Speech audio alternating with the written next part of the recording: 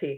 એક તો મેં 3 ટાઈમ્સ શેક લીધો છે એ ટાઈમે, બીકોઝ એ ટાઈમે મને તો જરૂર હતી પણ મારા બાળકને બી જરૂર હતી. અને શેકમાં જેમ નિકિતા મેડમે કીધું કે ડાયનો શેક તો બહુ જ વધારે લીધો છે, એટલે 3 ટાઈમ શેક લેતી હતી, એમાં 3 ટાઈમ ડાયનો શેક નાખીને લેતી હતી. અને સપ્લિમેન્ટ્સની વાત કરું તો ઓમેગા 3 લીધી છે, મલ્ટીવિટામિન લીધી છે અને કેલ્શિયમ લીધી છે. આ 3 સપ્લિમેન્ટ્સ મેં રેગ્યુલર 7 મંથ્સ લીધી છે. એકચ્યુઅલી મારી પ્રી મેચ્યોર ડિલિવરી હતી, અને પ્રી મેચ્યોર ડિલિવરી હોવા છતાંય મારો જે બાળકોનો ગ્રોથ છે એ બહુ સારો છે, બીકોઝ એ લોકો જ્યારે બોર્ન થયા ત્યારે 1 kg ના હતા, અને આજે એ લોકો 11 kg ના છે. આજે પૂણા 2 વર્ષના છે બંને. અને એનો ક્યાંક ને ક્યાંક ગ્રોથ થયો ને એનું કારણ આ ડાયનો શેક છે, બીકોઝ એ જ્યારથી બોર્ન થયા છે ત્યારથી ડાયનો શેક લે છે એની જરૂરિયાત પ્રમાણે. અને આજે એ ફૂલ ડાયનો શેક લે છે. જેમ કે જ્યારે બોર્ન થયા હતા ત્યારે અમે થોડો થોડો સ્ટાર્ટ કર્યો હતો, પણ આજે 2 સ્પૂન ડાયનો શેક લેતા થઈ ગયા છે. એટલે કહેવાય ને કે આ ન્યુટ્રિશનનો બેનિફિટ તો બહુ જ થયો છે ડ્યુરિંગ પ્રેગ્નન્સી બી. પ્રોબાયોટિક. હા, અત્યારે એ લોકો ડાયનો શેક લે છે અને એવરી સિંગલ ડે પ્રોબાયોટિક લે છે. આ બે વસ્તુ સપ્લિમેન્ટ્સમાં એ લોકો યુઝ કરે છે. અને જ્યારે હું પ્રેગ્નેન્ટ હતી ને ત્યારે મને ન્યુટ્રિશનનો એક બેનિફિટ બહુ થયો કે મને છે ને ક્યારેક ક્રેવિંગ્સ નથી થઈ. કેમ કે હું ઘણી બધી લેડીઝને સાંભળતી હોઉં ને તો મને એમ થાય કે ડ્યુરિંગ પ્રેગ્નન્સી એને ઘણું બધું ખાવાની ઈચ્છા થતી હોય, બહારનું ખાવાની ઈચ્છા થતી હોય, કોઈને ચાઇનીઝ ખાવાની ઈચ્છા થાય, તો કોઈને પાણીપુરી ખાવાની ઈચ્છા થાય. પણ હું આવું સાંભળું ને એટલે ત્યારે મને હસવું આવે કે મારી સાથે જ આવું કેમ નથી થયું. કેમ કે 7 મહિના મને યાદ નથી કે મેં વિવેકને ક્યારેય કીધું હોય કે ચલો ને આપણે બહાર જઈએ, આપણે આ ખાઈએ. ક્યારેય નહીં. એટલે મેં કોઈ પણ એવી વસ્તુ મને ક્યારેય ક્રેવિંગ્સ નથી થઈ. પ્લસમાં 7 મહિના મેં ક્યારેય છે ને એવું બી મને નથી થયું કે મેં કઈ ઘી વાળી વસ્તુ ખાધી હોય. લોકોને એવું હોય ને કે બાળકના ગ્રોથ માટે, આપણા હેલ્થ માટે આપણે શીરો ખાઈએ, વધારે ઘી વાળું ખાઈએ. મેં એ બી નથી ખાધું. નોર્મલ 3 ટાઈમ શેક અને 1 ટાઈમ મીલ. મેં સવારે ક્યારેય બ્રેકફાસ્ટ નથી કર્યો, બસ ખાલી શેક જ લીધો છે, બીજું કંઈ જ નહીં. તો આવી રીતે મેં 7 મહિના કાઢ્યા ને તો મને એવું થયું કે નહીં, આઈ એમ રિયલી ફીલ બ્લેસ્ડ કે મારા ટ્વિન્સ બચ્ચાઓ આજે હેલ્ધી છે અને એ લોકો બી બહુ સરસ ન્યુટ્રિશન લે છે. સો અહીંયા એક ઇમ્પોર્ટન્ટ વસ્તુ છે, હું ખાલી કહેવા માંગીશ. ડૉક્ટરને અમે જ્યારે પહેલી વખત વાત કરીને ડૉક્ટરે ના પાડી. હા. બિકોઝ નોર્મલી અહીંયા પણ ઘણા બધા લોકો મેડિકલ ફિલ્ડમાંથી છે, તો ડૉક્ટરને નથી ખબર હોતી કે શું છે હર્બલ લાઈફ, બરાબર. પણ પછી જ્યારે મેં એમને કીધું કે મેડમ લાઈક તમે ક્યારે ફ્રી છો, I want to talk to you something, અને પછી અમે બધી જ વસ્તુ એમની પાસે લઈને ગયા. ઇવન શેકનો ડબ્બો, multivitamin, protein powder, calcium, Omega 3. Omega 3, night works, everything, બધી જ વસ્તુઓ. અને મેં કીધું મેડમ આમાંથી કઈ કઈ વસ્તુ એવી છે કે જે પ્રેગ્નન્સીમાં ન લઈ શકાય, તમે લેબલ વાંચીને કહો. તો કે એકચ્યુઅલી જો તમે લેવા માંગો છો તમે લઈ શકો. એમણે બધા જ લેબલ વાંચે કે આમાં એક પણ વસ્તુ એવી નથી કે જે પ્રેગ્નન્સીમાં ન આપી શકાય.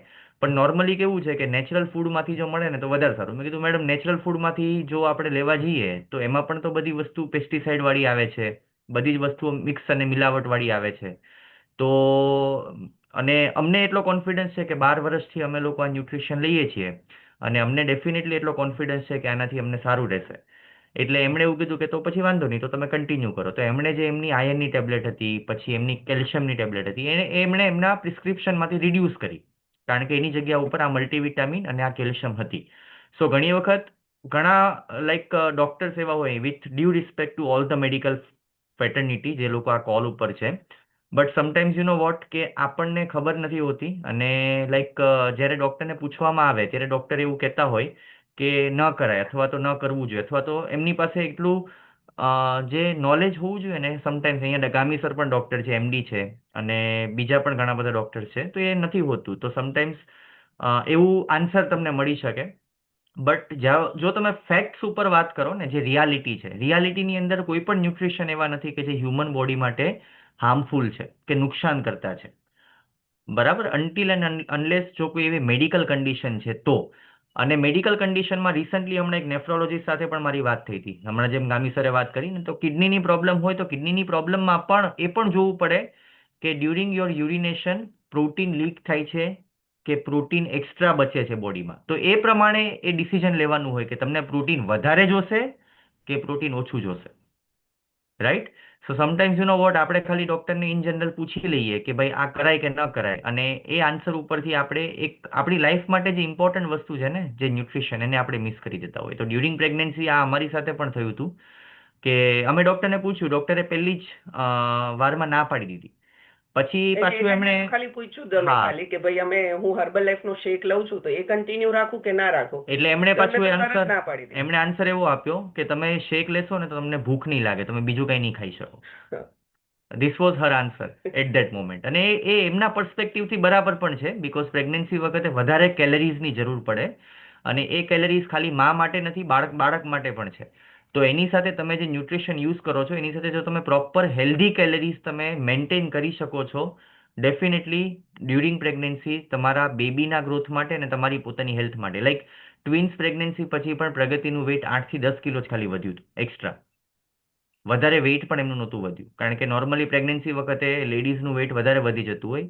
એમના હાથ કે પગમાં કોઈ જગ્યા ઉપર એક્સ્ટ્રા ફેટ નહોતી આવી, બરાબર. જે ટમીમાં ફેટ હતી એ પણ બેબીઝને કેરી કર્યા હોય એટલે એટલી ફેટ હતી, અને એ પણ એમણે વિધિન 2 મંથ્સ પાછું પોતાનું વેઇટ લોસ એમણે કરી લીધું હતું. સો મધરની હેલ્થ પણ ઇમ્પોર્ટન્ટ છે, કારણ કે નોર્મલી આપણે એવું સાંભળીએ છીએ કે આફ્ટર પ્રેગ્નન્સી મધરના બોડીમાં ન્યુટ્રિશનની ડેફિશિયન્સી ક્રિએટ થાય, કારણ કે એક બહુ મોટી પ્રોસેસ થાય છે પ્રેગ્નન્સી વખતે. તો એ વખતે ડેફિનેટલી ન્યુટ્રિશન બહુ ઇમ્પોર્ટન્ટ છે. Yes sir. યસ. તો જેમ વિવેક સરે કીધું, તો એમાં થોડું પાછું ઘણી વખત તમને એવું જાણવા મળે, બરાબર, કે ડોક્ટરો ના પાડે છે. એટલે હું તમને એક સવાલ પૂછું કે હું ફેફસાનો ડોક્ટર છું, બરાબર, રાઈટ? હવે તમે મને પૂછો કે દાખલા કે પ્રગતિ મેડમ પૂછે કે 7 મહિનાનું બાળક થયું છે અને એને એની તબિયત કેવી છે, એ પ્રીમેચ્યોર છે કે નહીં, તો હું શું જવાબ આપીશ? તમને એપેન્ડિક્સનો દુખાવો છે, તમે કિડનીના ડોક્ટરને પૂછો કે સાહેબ એપેન્ડિક્સનું ઓપરેશન કરાય કે નહીં,